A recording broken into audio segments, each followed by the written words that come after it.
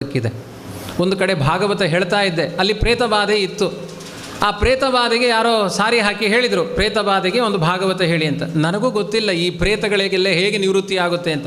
ನಾನೇನು ಪ್ರೇತ ನೋಡಲಿಲ್ಲ. ಎರಡನೇ ದಿನ ಭಾಗವತ ಕಥೆ ನಡೀತಾ ಇದೆ. ಇದ್ದಕ್ಕಿದ್ದಾಗೆ ದಢಾರಂತ ಒಂದು ಶಬ್ದ ಕೇಳಿಸ್ತು. ನಾನೇ ಬಬ್ಬೆ ಹೊಡೆದೆ, ಅಷ್ಟು ಜೋರು ಶಬ್ದ. ಅದು ನೋಡಿದರೆ ದಕ್ಷಿಣ ದಿಕ್ಕಿನ ಕಾಂಪೌಂಡೇ ಬಿದ್ದು ಹೋಯಿತು. ಅದು ಹೇಗೆ ಬೀಳ್ತು? ಅದರ ಮೇಲೆ ಒಂದು ಪಾವೆಯಲ್ಲಿ ಪ್ರೇತವನ್ನು ಆವಾಹನೆ ಮಾಡಿ ಪುರೋಹಿತರಿಟ್ಟಿದ್ದಾರೆ. ಅದು ಶಬ್ದ ಮಾಡಿ ಕಿರಿಚಿಕೊಂಡು ಹೋಯಿತು. ಅದು ಪಾವೆ ಸಹಿತವಾಗಿ ಕಾಂಪೌಂಡ್ ಬಿದ್ದು ಹೋಯಿತು. ಆಮೇಲೆ ಯಜಮಾನ ಹೇಳಿದ, ಆಚಾರ್ಯ, ಇದು ಪ್ರೇತಬಾಧೆ ಮಾತ್ರ ಪರಿಹಾರ ಆಗಿದ್ದಲ್ಲ, ನಮ್ಮ ಕೌಟುಂಬಿಕ ದೊಡ್ಡ ಸಮಸ್ಯೆಯೂ ಪರಿಹಾರ ಆಯಿತು. ಆ ಕಾಂಪೌಂಡು 40 ವರ್ಷದಿಂದ ಕೋರ್ಟಲ್ಲಿ ಕೇಸ್ ನಡೀತಾ ಇತ್ತು, ಇದನ್ನು ಯಾರು ತೆಗಿಬೇಕು ಅಂತ. ಅದಾಗೆ ಡಬ್ಬ ಬಿದ್ದೋಯ್ತಲ್ಲ, ಇನ್ನು ಸಮಸ್ಯೆ ಪರಿಹಾರ ಆಯಿತು ಅಂತ. ಮನೆಯ ಸಮಸ್ಯೆಯೂ ಪರಿಹಾರ ಆಯಿತು, ಪ್ರೇತಬಾಧೆಯೂ ಪರಿಹಾರ ಆಯಿತು. ನೀವು ನಂಬ್ತೀರಾ ಇಲ್ವಾ? ಆ ಭಾಗವತ ನಡೆದ ಮೇಲೆ ಅವರ ಮನೆಯಲ್ಲಿ ಒಂದು ಗಂಡು ಮಗು ಆಯಿತು.